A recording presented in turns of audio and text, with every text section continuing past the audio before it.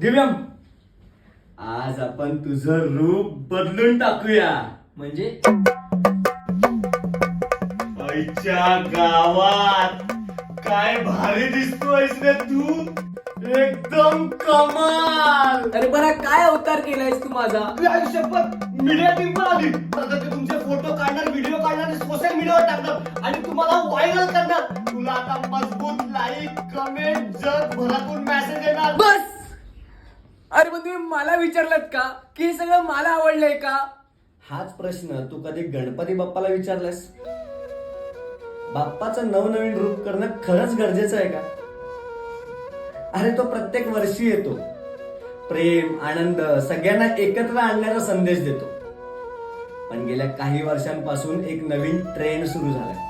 कोणी बाप्पाला super hero बनवतं, तर कोणी त्याला क्रिकेट खेळताना दाखवतं, तर कोणी बाप्पाच्या रूपातून पाश्चात्य संस्कृतीचं मिश्रण करतो. हे सगळं पाहून मनात एकच प्रश्न येतो, आपण खरंच बाप्पाच्या रूपाशी खेळतोय का?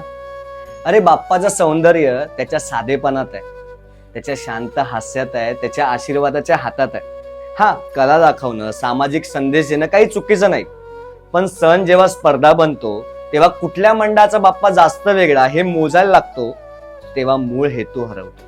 अरे गणेशोत्सव म्हणजे सगळ्यांनी एकत्र येणं, एकमेकांना मदत करणं आणि बाप्पाच्या नावाने चांगुलपणा पसरवणं.